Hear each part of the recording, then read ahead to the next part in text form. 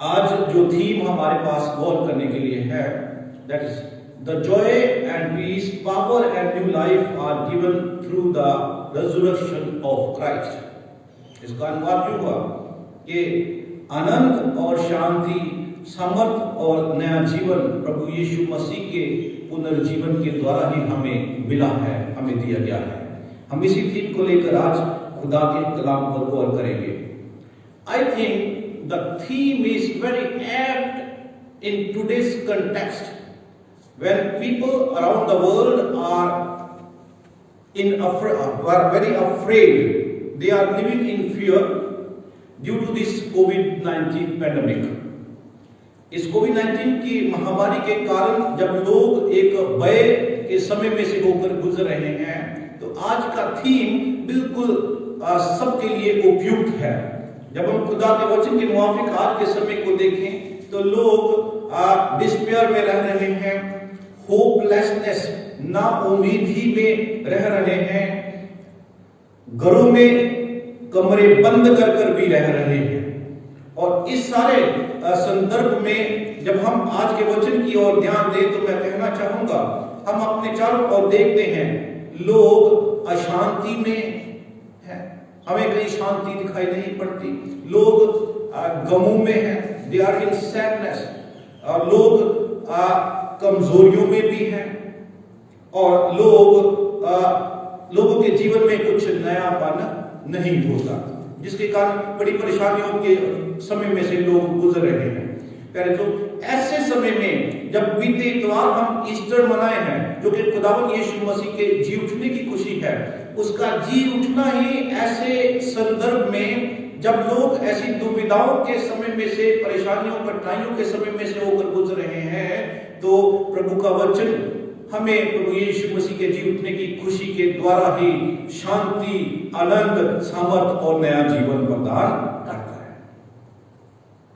प्रभु यीशु मसीह जी उठे और वही हमें ये सब चीजें प्रदान करने के लिए आए। आज हमने इबादत के प्रारंभ में भजन गाया, आओ आओ यीशु पास आओ, वही बुलाता थके मंदे बोझ से दबे लोगों। वो प्रभु यीशु मसीह के लफ्ज है, कहते हैं मेरे पास आओ, मैं तुम्हें आराम विश्राम दूंगा। सचमुच जो लोग विश्वास के साथ, ईमान के साथ, while putting their trust upon Jesus Christ, when they come near to Jesus, they get peace in their hearts। अपने जो दिमाग में शांति को पाते। पहले तो जी उठा मसीह सबसे पहले हमें शांति देता है। Resurrected Christ gives us peace। जब हम खुदा के वचन में आज संत यूहन्ना की अंजील उसके 20 अध्याय उसकी 19 आयत से लेकर 31 आयत तक इस पाठ को पढ़े हैं, मैं बताना चाहता हूं प्यारे दोस्तों, लोग जब एक दूसरे से मिलते हैं तो एक दूसरे को ग्रीट करते हैं। जैसे हम हिंदुस्तान में रहते हैं, हिंदुस्तान में जब हम एक दूसरे से मिलते हैं तो हम विभिन्न लफ्जों से एक दूसरे को संबोधन करते हैं। जैसे कि हिंदुस्तान में हम नमस्कार कहते हैं, नमस्ते कहते हैं। हमारे मुस्लिम भाई अस्सलाम वालेकुम, वालेकुम अस्सलाम कह के एक दूसरे को ग्रीट करते हैं, संबोधन करते हैं। इंग्लिश में गुड मॉर्निंग, गुड इवनिंग चलता है। सत श्री अकाल पंजाब में हम देखते हैं, सलाम, जय मसीह की, ऐसे कई तरीके के शब्द हैं जिससे हम एक दूसरे को ग्रीट करते हैं। प्यारे दोस्तों, जब हम खुदावंद यीशु मसीह के समय पहली शताब्दी के लोगों को देखें तो वो भी एक दूसरे को एक खास शब्द कह के ग्रीट किया करते थे, और उनका ग्रीट करने का शब्द क्या था पता? इब्रानी भाषा में शालोम। इब्रानी भाषा में बोलते थे शालोम। जब किसी के साथ मिलते थे तो शालोम का अर्थ होता था पीस बी विद यू, तेरे साथ शांति हो, तुम्हें शांति मिले। आज पढ़ेंगे अंजील मुकद्दस के पाठ में हम देखते हैं कम से कम 3 दफा इन शब्द का, शालोम का जिक्र आता है।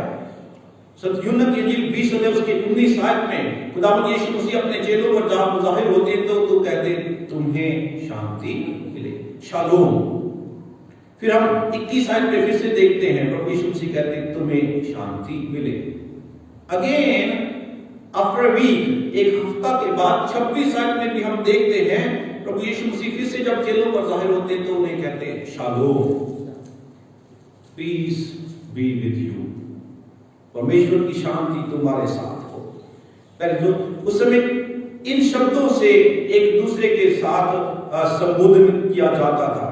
मैं बताना चाहता हूं कलाम मुकद्दस में अगर उस समय के संदर्भ में हमने देखा कि लोग शलोम कह के एक दूसरे के साथ मिलते थे, तो खुदा ने भी जब लोगों के साथ मिलना चाहा तो उन्होंने भी इसी शब्द का उच्चारण किया।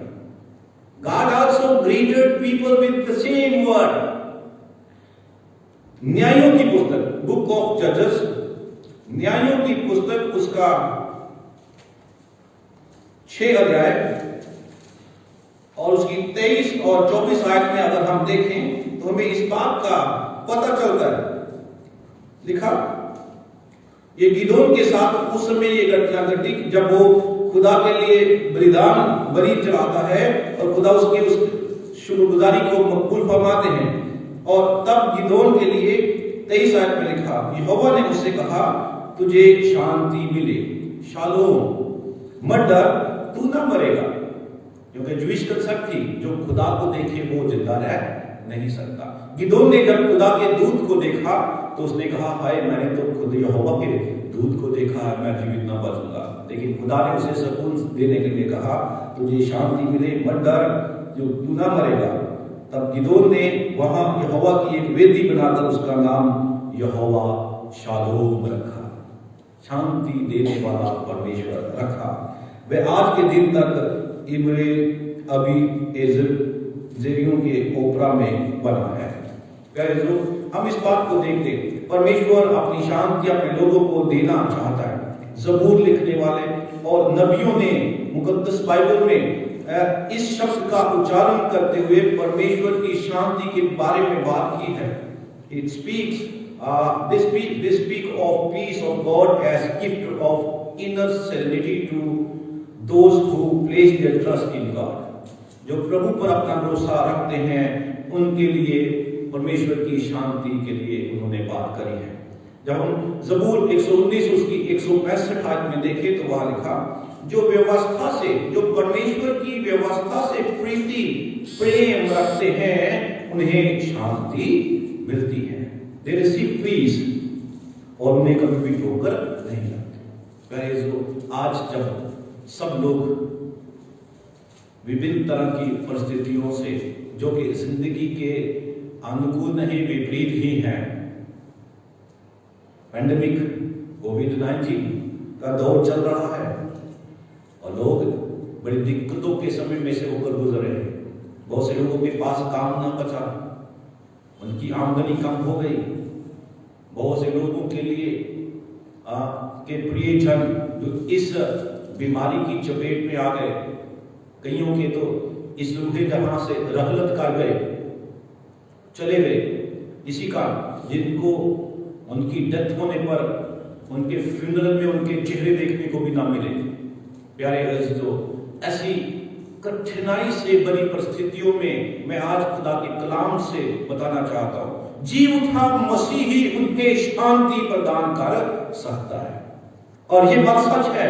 खुदावंद यीशु मसीह ने संत यूहन्ना की अंजील उसका 14 अध्याय उसकी 27 आयत में कहा है, क्या कहते मैं तुम्हें शांति दिए जाता हूं। मैं ऐसे नहीं देता जैसे संसार के लोग देते हैं, लेकिन मैं तुम्हें सच्ची शांति देता हूं। सबसे पहली बात जो मैं रखना चाहता हूं, जी उठा मसीह हमें सुकून, शांति, इत्मीनान प्रदान करता है और उसकी शांति की तुलना हम किसी के शांति के साथ कर नहीं सकते। वो अनंत शांति यीशु मसीह ही देता है। उसी के पास आए और उसे शांति को प्राप्त करें। नेक्स्ट, अगर वो शांति देता तो वो हमें आनंद और खुशी भी प्रदान करता है, खुशी भी प्रदान करता है। जी उठने के वृत्तांत अंजील मुकद्दस में दिए गए हैं। संत मत्ती ने जब अपनी अंजील लिखी तो उसने 28 अध्याय में जी उठने का वृत्तांत बयान करते हुए ये बताया है कि जब स्त्रियां औरतें प्रभु यीशु मसीह के साथ मिलती हैं तो क्या होता है? 28 अध्याय मत्ती के इंजील 28 अध्याय तो उसकी 8 आयत में देखें, वहां पर लिखा, वे स्त्रियां भय और बड़े आनंद से के साथ कब्र से शीघ्र लौटी और प्रभु यीशु मसीह के चेलों को जाकर सुसमाचार देने लगी। दौड़कर जाकर खुशखबरी को सुनाया उन्होंने। वो बड़े आनंद से भर गई थी, खुशी से भर गई थी कि सचमुच प्रभु यीशु मसीह मृतकों में से जी उठा है। एक दफा मैं ईस्टर के दिन प्रचार कर रहा था, तो उस दिन मेरा थीम जो था वो था कब्रिस्तान की खुशी।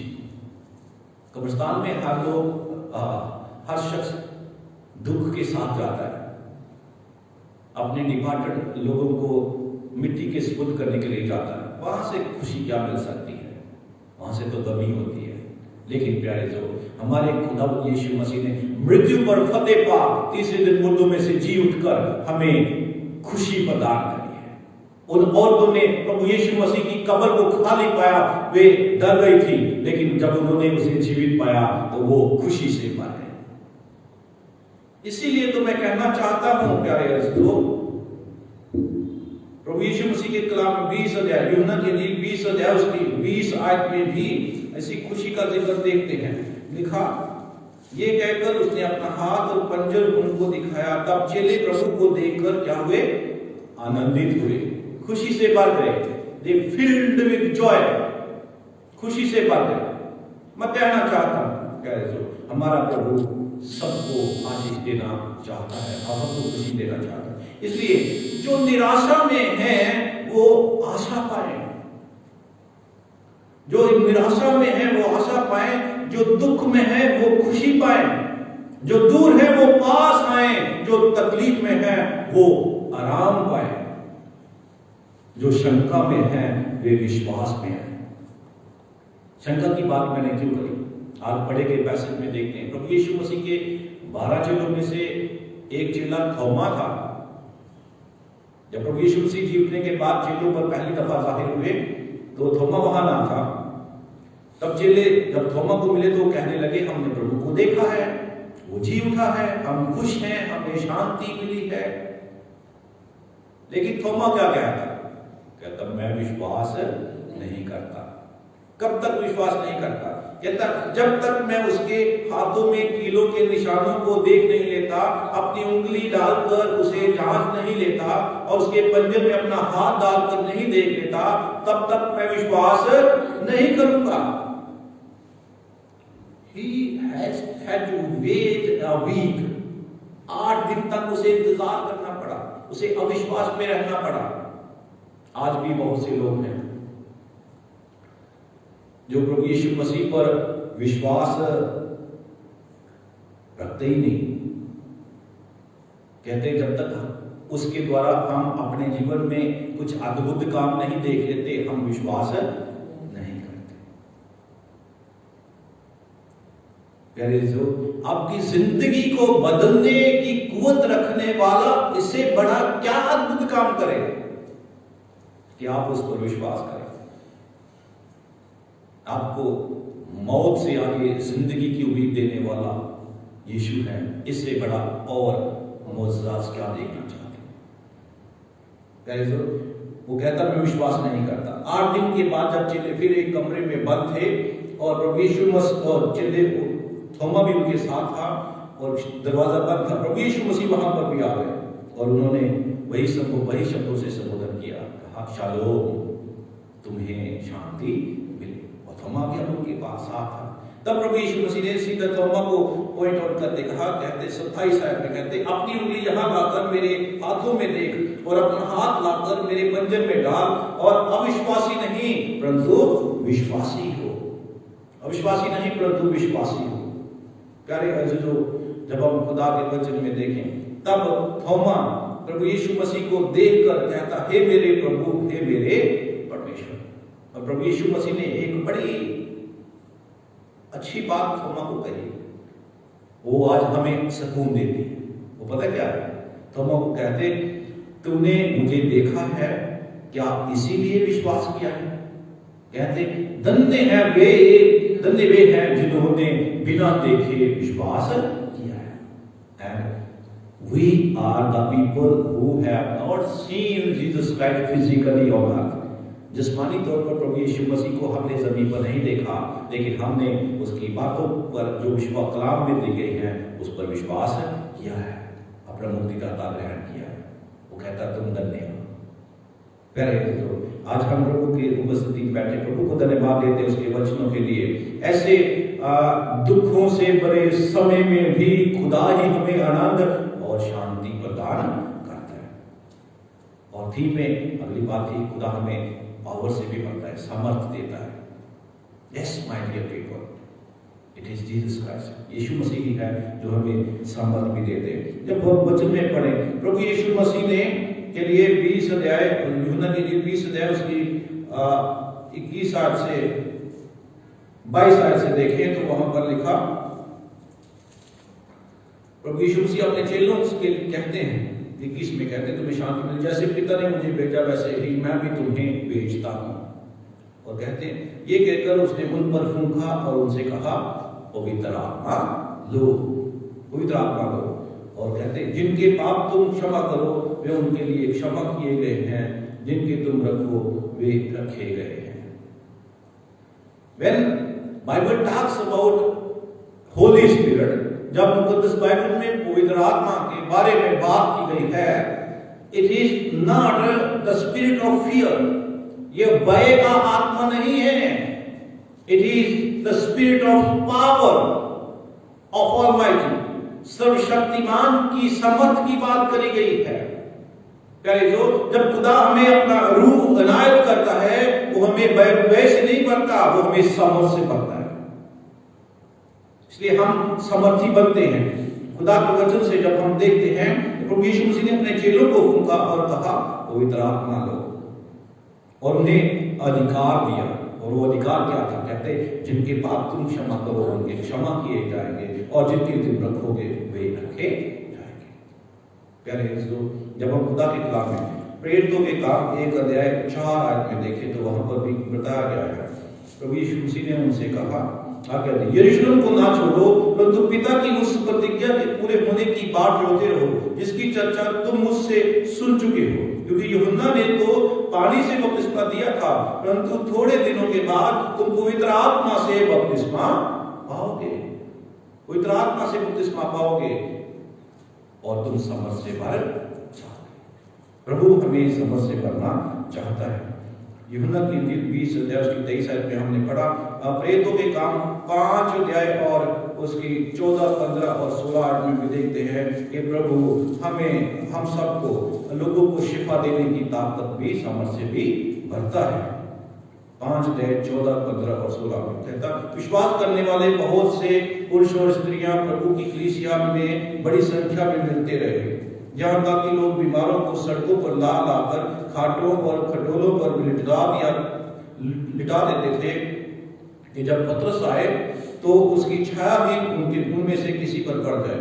यरूशलेम के आसपास के नगरों में भी बहुत लोग बीमारों और अशुद्ध आत्माओं के सताए मुंह को लाकर इकट्ठे होते थे और सब अच्छे कर दिए जाते थे। कितनी खूबसूरत बात है, सब अच्छे कर दिए जाते थे। It is with the power of Holi spirit, पवित्र आत्मा की समझ से ही लोग जगाई पाते थे। जो आज भी परमेश्वर का रूह कार्यरत है और वो सबको जगाई देता है। हम उसी पर भरोसा रखें, वो हमें अपनी समझ से करता और शिफा देता है। प्रभु यीशु मसीह का जी उठना ही हमें सामर्थी भी बनाता है। और आखिरी बात जो मैं कहना चाहता हूं वो ये है कि प्रभु यीशु मसीह का जी उठना हमें नया जीवन भी प्रदान करता है, नया जीवन प्रदान करता है। चेले, प्रभु यीशु मसीह के चेले उस समय क्या हुआ? प्रभु यीशु मसीह जब मर गए तो वो सब कुछ छोड़कर अपने पुराने कामों को चल दिए, है ना। मछली पकड़ने के लिए चल दिए और काम करने के लिए चल दिए, है ना। लेकिन खुदावन के कलाम में लिखा है कि प्रभु यीशु मसीह को जीवित पाकर उनमें एक नई रूह आ गई। फिर से वो न्यू फ्रेश लाइफ आ गई ताकि वो खुदा की खिदमत जोरों से कर सके। प्रभु यीशु मसीह के 12 चेले थे, उनमें से एक गया, लेकिन उसके 11 चेलों ने 11 की जगह 12 की जगह एक और रखा, आप जानते हैं। इन 12 चेलों ने विश्व को उलट पुलट कर दिया। प्यारे जो आज हम भी उन्हीं की बदौलत प्रभु की हुजूर लगे हैं, प्रभु को धन्यवाद देते हैं जब हम देखते हैं प्यारे जो प्रभु यीशु मसीह को परमेश्वर के पुत्र के रूप में विश्वास करना ही हमारे लिए नया जीवन है। चेलों ने विश्वास किया, तू परमेश्वर का पुत्र मसीह है। आज हम भी विश्वास करते हैं, उससे जीवन पाते हैं। यूहन्ना की अंजील उसका 3 अध्याय और उसकी 14 आयत में बड़ी खूबसूरत बात कही गई है। यूहन्ना ने अपनी अंजील के 3 अध्याय और उसकी 14 आयत में इस बात को कहा है, लिखा, और जिस रीति से मूसा ने जंगल में सांप को ऊंचे पर चढ़ाया, उसी रीति से अवश्य है कि मनुष्य का पुत्र भी ऊंचे पर चढ़ाया जाए, ताकि जो कोई उस पर विश्वास करे वह अनंत जीवन पाए, अनंत जीवन पाए। प्रभु यीशु मसीह पर विश्वास करना ही हमारे लिए अनंत जीवन को बनता है। संत यूहन्ना ने अपनी अंजील के आखिरी वर्ष में भी इसी बात को बयान किया है। 20 अध्याय 30 और 31 आयत में बयान किया। कहता है, यीशु ने और भी बहुत से चिन्ह चेलों के सामने दिखाए जो इस पुस्तक में लिखे नहीं गए, परंतु ये इसलिए लिखे गए हैं कि तुम विश्वास करो कि यीशु ही परमेश्वर का पुत्र है और विश्वास करके उसके नाम से जीवन पाओ। आज फेसबुक के द्वारा, इस इंटरनेट के माध्यम से, इस प्लेटफॉर्म के द्वारा हम इस कलाम को आप तक पहुंचा रहे हैं। प्यारे दोस्तों, ये वचन किसी एक मजहब, एक मुल्क, एक देश के लोगों के लिए नहीं, लेकिन विश्व में बसते सब लोगों के लिए है। क्योंकि परमेश्वर का वचन बताता है, संत यूहन्ना के जीव 3 अध्याय 16 आयत में लिखा, परमेश्वर ने जगत से ऐसा प्रेम किया, उसने अपना इकलौता बेटा बख्श दिया, ताकि जो कोई उस पर विश्वास लाए वो नाश ना हो, परंतु हमेशा का जीवन पाए। सबके लिए है, सबके लिए। यहाँ पर भी इसी बात के लिए कहा गया कि यीशु ही परमेश्वर का पुत्र है और विश्वास करके उसके नाम से जीवन पाओ। हर शख्स, हर बशर जो उस पर विश्वास करेगा वो उसे जीवन पाएगा। आज इस माध्यम के द्वारा हमने परमेश्वर के वचन को जाना, जी उठा मसीह हमें शांति, आनंद, सामर्थ और नया जीवन देता है। आज चाहे पूरा विश्व इन कठिन परिस्थितियों में से होकर गुजर रहा है, इन हालातों के बावजूद भी जब हम प्रभु यीशु मसीह के पास आते हैं, वो हमें हमारे दिल में अपना सुकून, अपनी शांति, अपना इत्मीनान देता है, अपने आनंद से भरता है और हमें समर्थ देता है ताकि हम नए सिरे से अपनी जिंदगी को जी सके। परमेश्वर आज इन वचनों के द्वारा आप सबको आशीषित करें। जब आप उसकी आवाज को सुनकर उसके नजदीक आए तो उसे सुकून पाए। खुदा बाप, खुदा बेटे, खुदा रूह कुद्दूस के नाम से मांगते हैं।